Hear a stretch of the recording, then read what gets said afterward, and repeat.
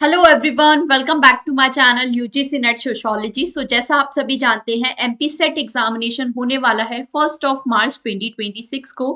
आज के सेशन में मैं आपसे शेयर करने वाली हूँ एक 50 डेज स्ट्रेटेजी, किस तरीके से हमें एमपी सेट एग्जामिनेशन के लिए प्रिपरेशन करनी चाहिए। बहुत सारे बच्चे लगातार बोल रहे थे कि मैम एक स्ट्रेटेजी वीडियो बना दीजिए, तो आज सारे जो डिटेल्स है पेपर 1 पेपर 2 का कंप्लीट स्ट्रेटेजी यहाँ पर मैं आप सभी लोगों से डिस्कस करने वाली हूँ।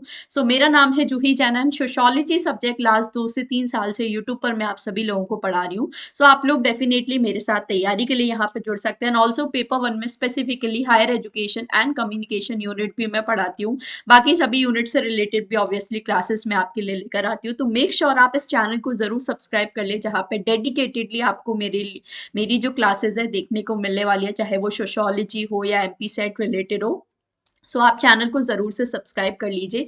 डायरेक्टली आ जाते हैं कि किस तरीके से हमें अपनी स्ट्रैटेजी बनानी चाहिए और कैसे एमपी सेट एग्जामिनेशन हम क्वालिफाई कर सकते हैं। तो सबसे पहले देखो, एक बेसिक स्ट्रैटेजी की हम लोग बात करें, कोई भी जरूरत से ज्यादा ओवरलोड नहीं लेना है। कैसे रिजल्ट ओरिएंटेड हम लोग तैयारी करें, लास्ट 50 डेज लगभग अब हमारे पास बचे हैं, तो कैसे हम बिल्कुल अपनी तैयारी करें कि मेन हमारा जो टारगेट है वो क्लियर हो जाए। सबसे पहली बात है, यहाँ पे 100% सिलेबस कवर करने का जो प्रेशर है वो आपको बिल्कुल भी नहीं लेना है, या 150 out of 150 out of 150 question का जो ऑब्सेशन है कि हमें तो सारे क्वेश्चन सही करके आने, नहीं। इतनी बेसिक सी बात आपको समझनी पड़ेगी। ये जो एमपी सेट एग्जामिनेशन है एक एलिजिबिलिटी एग्जामिनेशन है, ठीक है। ये सिर्फ आपको मान्यता देता है, इसके थ्रू आप असिस्टेंट प्रोफेसर बनने के लिए तैयार हो जाते हो।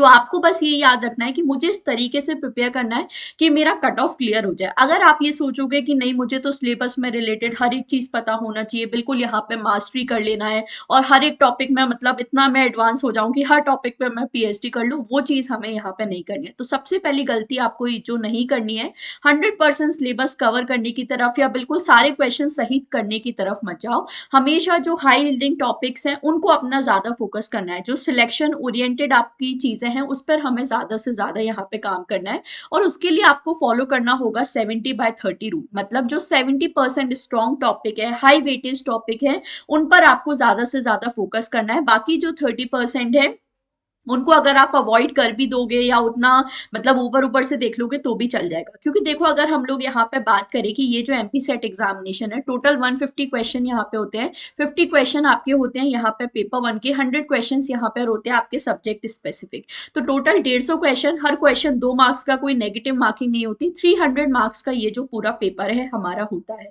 अब अगर हम लोग यहाँ पे कट ऑफ की बात करें, तो देखो जो सेट एग्जामिनेशन है उसमें कट ऑफ जो है कंपेरेटिवली लोअर रहता है नेट एग्जामिनेशन के कंपैरिजन में। तो ज्यादा से ज्यादा अगर हम लोग बात करें 180 से 210 के अराउंड आपका जो कट ऑफ है यहाँ पे रहता है, ठीक है। कुछ सब्जेक्ट में 180 190 की रेंज में, कुछ सब्जेक्ट में 200 210, इससे बहुत ज्यादा जो हाई है आपका नहीं जाता। तो अगर हम लोग 210 स्कोर भी अपना यहाँ पे टारगेट बना के चले, 210 स्कोर लाने के लिए आपको 70% मार्क्स यहाँ पर अपने चाहिए। वही चीज मैं आपको बोल रही हूँ कि ये जो 70% है, इस पर हमें अपना सबसे ज्यादा जो फोकस है वो यहाँ पे करना है, और वो 70% हमारा 100% सही हो, उस पर हमें इस तरीके से काम करना है।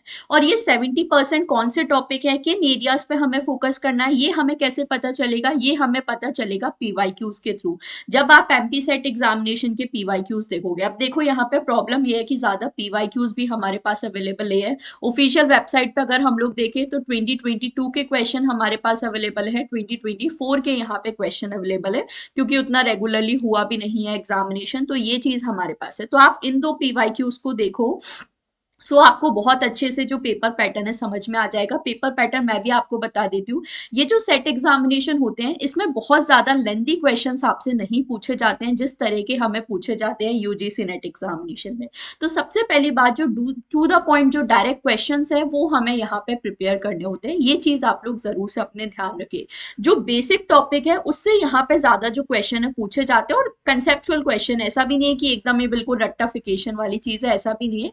कंसेप्ट बेस्ड होते हैं, और ये जो क्वेश्चन है एक्चुअली आपकी बेसिक अंडरस्टैंडिंग चेक करते हैं। तो क्वेश्चन आपके बहुत ज्यादा लेंथी नहीं होते, टू द पॉइंट डायरेक्ट जो क्वेश्चन है वो यहाँ पर हमें पूछे जाते हैं, ठीक है।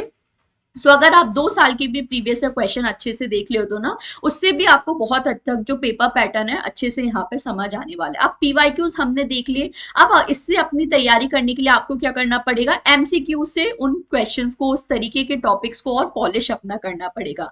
जैसे आप सबसे पहले एमपी सेट के पीवाईक्यूज देखो तो आपको पूरा आइडिया लग जाएगा, उनको सॉल्व करने की कोशिश करो, उसमें आपका क्या स्कोर बन रहा है, उसके बेसिस पे आपको सारी चीजें समझनी है। ठीक है, फिर उसके बाद आप यहाँ पे प्रैक्टिस करने के लिए क्या कर सकते हो, यूजीसी नेट के पीवाईक्यूज आप सॉल्व कर सकते हो। और ये जो यूजीसी नेट के पीवाईक्यूज हैं, ये भी आपको याद रखना है, अभी जो रिसेंट एग्जामिनेशन में हमें पूछे जा रहे हैं ना, वो नहीं करने हैं। क्योंकि रिसेंट जो यूजीसी नेट एग्जामिनेशन का लेवल है या पेपर पैटर्न है, वो काफी डिफरेंट अब होने लगा है, थोड़े अलग लेवल के यहाँ पे क्वेश्चन पूछे जाते हैं। तो आपको यहाँ पे जो क्वेश्चन प्रैक्टिस करने हैं, वो आपको करने हैं 2013-14 वाले जो क्वेश्चन थे। ठीक है, 2013-14 से 2018 के जो क्वेश्चंस है, इन पे आप ज्यादा फोकस करो। मैं आपको ये नहीं बोलूंगी कि नए वाले क्वेश्चन आप बिल्कुल ही छोड़ दो, ऐसा बिल्कुल नहीं करना है, स्पेशली सब्जेक्ट पेपर में तो बिल्कुल भी नहीं करना है। बट ये जो क्वेश्चन थे ना आपके 2013 से लेके 18, 12 या 2012 या 13 से लेके 2018-19 वाला पेपर, ये आप लिख देखो। यहाँ पे जिस तरीके के क्वेश्चन हमें पूछे गए ना, वो अभी रिसेंट टाइम में हमें एमपी सेट में उस तरीके के क्वेश्चन देखने को मिल रहे हैं, चाहे वो आपका पेपर 1 हो, पेपर 2। तो ये चीज आपको ध्यान रखनी है। मॉक टेस्ट हमें जरूर देना है। ठीक है, मॉक टेस्ट ऐसा नहीं कि हमारा स्कोर नहीं आ रहा तो हम कि या मतलब ऐसी हवा में उड़ा दे कि ठीक है हमें तो प्रैक्टिस है हम दे आएंगे, ऐसा नहीं होता है। मॉक टेस्ट से आपको अपना जो एक्चुअल सिनेरियो पता चलता है, आप टाइम पे एग्जामिनेशन कर पा रहे हो नहीं। ओएमआर बेस्ड ये एग्जामिनेशन होता है, तो वो ओएमआर फिल करने की प्रैक्टिस है या नहीं, वो सारी चीजें भी हमें यहाँ पे देखनी पड़ेगी। तो ये कुछ बेसिक चीजें जो आपको फॉलो करनी है। अब मैं एक एक पेपर वाइज भी यहाँ पे बात कर लेती हूँ। तो सबसे पहले देखो पेपर 1 की बात करें, जैसा मैंने आपको बोला, यहाँ पर आपको बिल्कुल हर एक चीज में मास्टरी करने का ट्राई नहीं करना है। तो आप अपना एक बेसिक टारगेट स्कोर बना के चलो। जैसे आपका टोटल यहाँ पे 210 मार्क्स आपका टारगेट है, ठीक है, इतना ही यूजुअली हमारा कट ऑफ रहता है। चलो आप 210 से 220 की रेंज में यहाँ पे रख सकते हो, इससे ज्यादा यहाँ पे नहीं जाता है। ठीक है, तो उसके लिए हमें क्या करना पड़ेगा, 105 से लेके 110 क्वेश्चन सही करने पड़ेंगे। तो उसके लिए आप अपना पेपर 1 में टारगेट बनाओ 35 टू 40 क्वेश्चंस का। ठीक है, मिनिमम 30 तो यहाँ पे आराम से हो ही जाते हैं, 35 टू 40 आप जाओ। 40 प्लस अगर आपके मार्क्स चाह रहे हैं तो फिर वो आपका बोनस है, बट मेरे अकॉर्डिंग 30 से 40 क्वेश्चन या 35 से 40 क्वेश्चन यहाँ पे एकदम सही है, अगर हमारा पेपर 1 में इस तरीके का टारगेट है। 35 से 40 की रेंज हम लोग यहाँ पे लेकर चलते हैं पेपर 1 में। अब देखो पेपर 1 में भी आपको अपने यूनिट स्पेसिफिक चीजें निकाली। जैसे पेपर 1 में सबसे पहली चीज अगर मैं आपको यहाँ पे बोलूं, जो आरसी है वो बहुत इजी आपके लिए होने वाला है एमपी सेट एग्जामिनेशन में। क्यों इजी होने वाला है, क्योंकि आपका ये है ऑफलाइन पेपर, ओएमआर बेस्ड आपका एग्जामिनेशन है। तो आपको डायरेक्टली जो वही पेज पे आपके लिए आरसी रहेगा, सारे क्वेश्चन रहेंगे। तो आपको सबसे पहले तो ट्राई करना है कि आरसी में अपने बिल्कुल 5 में से 5 क्वेश्चन सही करके आओ, मतलब 10 नंबर तो यहाँ से आपके सीधे सीधे बन रहे हैं। दूसरी चीजें देखो, मैं आपको यहाँ पे बताऊं, अगर मैं डीआई की बात करूं या मैथमेटिकल रीजनिंग की बात करूं, तो ये भी आपके लिए कंपैरेटिवली इजी रहेगा अगर मैं बात करूं नेट एग्जामिनेशन के कंपैरिजन में, क्योंकि यहाँ पे उतने ज्यादा डिफिकल्ट क्वेश्चन नहीं आते हैं। डीआई भी आपका बेसिक कैलकुलेशन वाला ही आता है, तो थोड़ा बहुत भी अगर एडिशन सब्ट्रैक्शन वगैरह आपको आता है ना, तो आप ये चीजें बहुत अच्छे से सॉल्व कर लोगे। सिमिलरली मैथमेटिकल रीजनिंग में भी, तो इनको ट्राई करो। इसमें जो कोडिंग डिकोडिंग के क्वेश्चन है वो चलो आपको बहुत ज्यादा डिफिकल्टी होती है, अगर डीआई के 5 क्वेश्चन ले ले, मैथमेटिकल रीजनिंग के 4 से 5 क्वेश्चन ले ले, तो आप एटलीस्ट 10 क्वेश्चन में ट्राई करो कि यहाँ पे 5 5 6 6 क्वेश्चन हम सही करके आए। ठीक है, आउट ऑफ 10 अगर इतने क्वेश्चन बन रहे हैं, तो ये चीज आप टारगेट कर सकते हो। तीसरी चीज देखो, यहाँ पर अगर मैं बात करूँ टीचिंग एप्टीट्यूड, तो टीचिंग एप्टीट्यूड के भी आपको बहुत जनरल क्वेश्चन पूछे जाते हैं। जैसे एज अ टीचर अपने स्टूडेंट को मोटिवेट करने के लिए क्या करना चाहिए, अगर आपके स्टूडेंट क्लास में नहीं आ रहे हैं तो आप उन्हें उनको कैसे क्लास में आने के लिए मोटिवेट करोगे, क्या आप उन्हें पनिश करोगे या उनका कारण समझने की कोशिश करोगे, ऐसे जनरल क्वेश्चन। तो टीचिंग बिहेवियर जो हम लोग पढ़ते हैं, क्लासरूम बिहेवियर जो पढ़ते हैं, वो तो ये आप अपनी जनरल अंडरस्टैंडिंग से कर सकते हो। बेसिक जैसे ब्लूम्स टेक्सोनॉमी वगैरह है, यहाँ से आपको क्वेश्चन बन जाते हैं, तो ये हमारा इजी पार्ट है। फिर हम लोग देखें कम्युनिकेशन यूनिट में भी, तो कम्युनिकेशन में भी देखो कुछ हमसे जैसे आप जानते हो कि कुछ नई चीजें पूछ ली जा सकती है, बट यहाँ पर भी कुछ बेसिक है, जैसे types of communication, verbal non verbal communication क्या होता है, ये बेसिक चीज आपसे पूछ ली जाती हैं। मॉडल्स ऑफ कम्युनिकेशन से यहाँ पर आपको क्वेश्चन पूछा है। अगर आपने मेरी क्लासेस देखी हैं तो आपको याद होगा, ये चीजें मैंने आपको बहुत बेसिक तरीके से कवर करवाई हैं।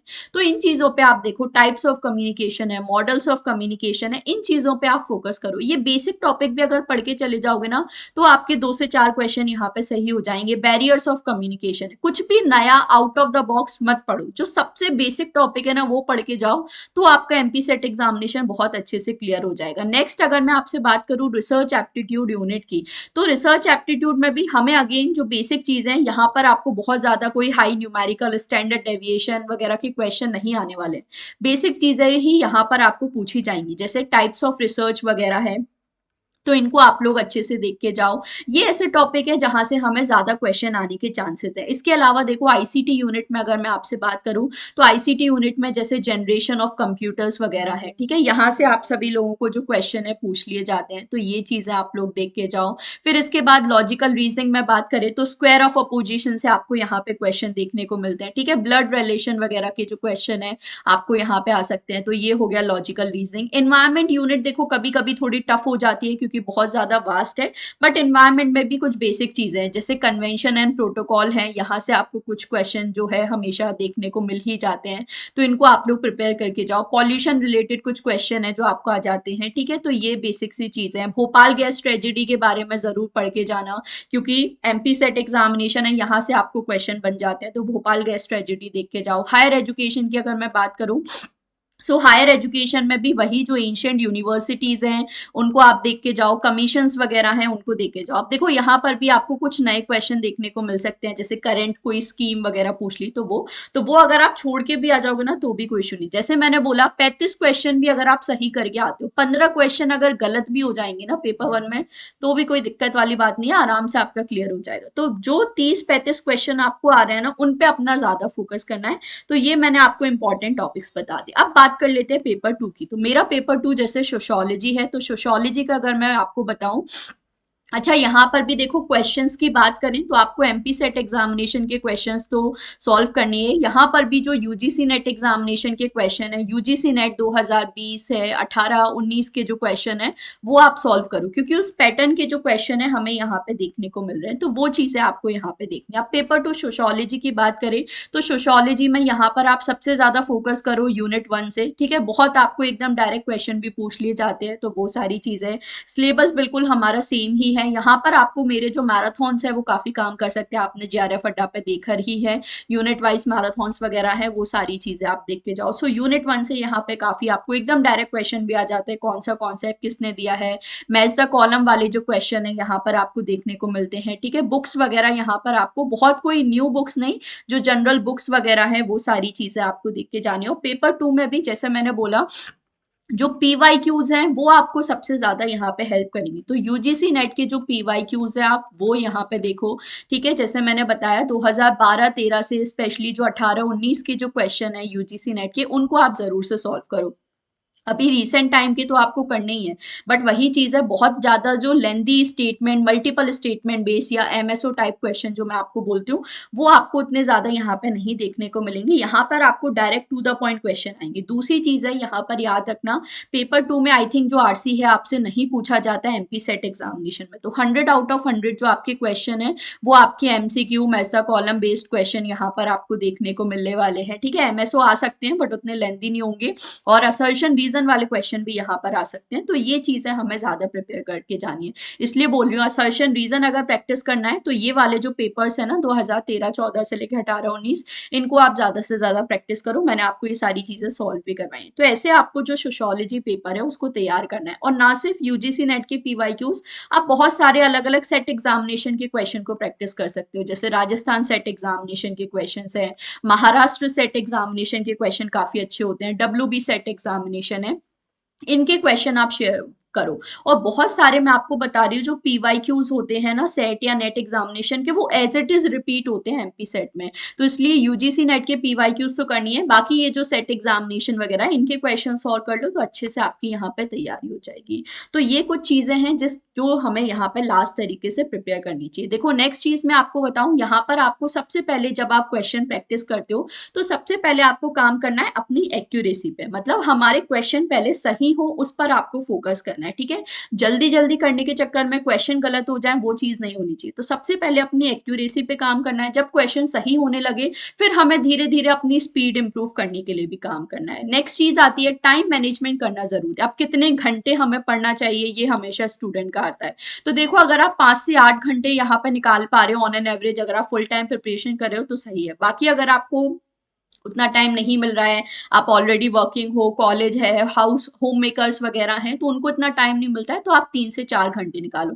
अगर आपको लगातार 3 से 4 घंटे का टाइम नहीं मिल रहा है तो आप एक एक 2 2 घंटे का ब्रेक लेके पढ़ो, बट अपने अकॉर्डिंग देखो। ठीक है, किसी की भी स्ट्रेटेजी फॉलो या कॉपी हमें नहीं करनी है कि मैंने बोल दिया सुबह 4 बजे उठ के पढ़ना है, तो ऐसे नहीं। अगर आपको जब टाइम मिल रहा है तब आप उस अकॉर्डिंग पढ़ो। जैसे होम मेकर्स है, थोड़ा दिन का टाइम हमें फ्री मिल जाता है, तो दिन में अभी सोने की जगह वो टाइम अपना थोड़ा आप अपने प्रिपरेशन को दे दो, तो वो ज्यादा आपके लिए बेनिफिशियल रहेगा। तो अपना रास्ता खुद निकालो। ठीक है, दूसरों से प्रेरित होना चाहिए, सीखना चाहिए, बट अपना रास्ता खुद निकालना चाहिए कि हमें अपनी डेस्टिनेशन से कैसे पहुंचना है। तो टारगेट अपना फिक्स करो और रैंडम प्रिपरेशन करने की जगह एक प्रॉपर स्ट्रेटेजी तरीके से आप काम करो। जैसे मैंने टारगेट स्कोर आपको बताया 210 प्लस अपना टारगेट स्कोर बनाओ, उसके अकॉर्डिंग अपनी स्ट्रेटेजी बनाओ कि अच्छा पेपर वन में, अब देखो ये भी आप अपने अकॉर्डिंग कर सकते हो। जैसे पेपर वन में चलो आपको उतना अच्छा नहीं हो रहा, पेपर वन में आपके 30 ही सही हो रहे हैं, 30 क्वेश्चन यहाँ से हो रहे हैं, हमारा टारगेट है 105 क्वेश्चन करना, तो आप ट्राई करो कि फिर आप अपने पेपर टू में 75 प्लस लेके जाओ। ठीक है, एक ही पेपर पे बहुत ज्यादा डिपेंड होना वो भी सही नहीं है, तो इसलिए मैं आपको बोलूंगी पेपर वन में 35 to 40 का रेंज रखो, पेपर टू में आप 70 to 75 का रेंज रखो।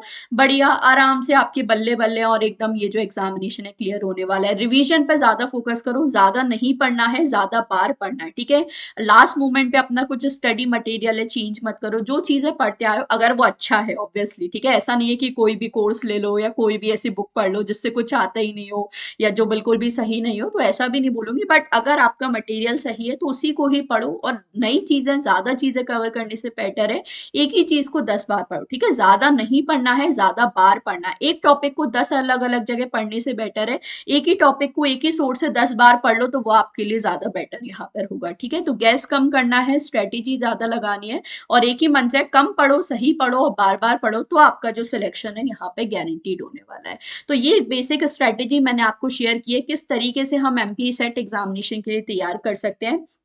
अब आप लोग चैनल को तो जरूर सब्सक्राइब कर ही लीजिए, और आप लोग आज मुझे बताना कितने ऐसे स्टूडेंट हैं जो एमपी सेट एग्जामिनेशन देने वाले हैं। ठीक है, आपका सब्जेक्ट क्या है, मतलब सोशियोलॉजी वाले तो ऑब्वियसली यहाँ पर होंगे ही, बाकी कितने ऐसे बच्चे हैं जो चाहते हैं कि मैं सोशियोलॉजी और पेपर वन के लिए आपके लिए यहाँ पर अलग से कुछ topic wise special topic classes लेकर आऊँ, शॉर्ट रिवीजन क्लासेस लेकर आऊँ, जहाँ पर हम 10 15 मिनट में कुछ इंपॉर्टेंट टॉपिक्स रिवाइज करें। जैसे एनईपी 2020 से काफी क्वेश्चन आते हैं, तो वो मैं आपको शॉर्ट में रिवाइज कर दूं। तो वो आज आप लोग जरूर मुझे कमेंट सेक्शन में बताना कितने बच्चे चाहते हैं ऐसी क्लासेस वगैरह।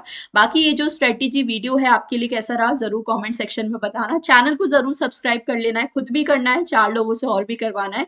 बहुत अच्छा क्वालिटी कंटेंट है जो आपको यहाँ पर देखने को मिलने वाला है। अगर आप लोग मुझे जानते हो तो आप जानते हो कि मैं और जेआरएफ टीम हमेशा कैसे बेस्ट क्वालिटी कंटेंट आपको प्रोवाइड करती है। तो उसके लिए आप जरूर से चैनल को सब्सक्राइब कर सकते हैं। Don't forget to like and share the video. Thank you so much for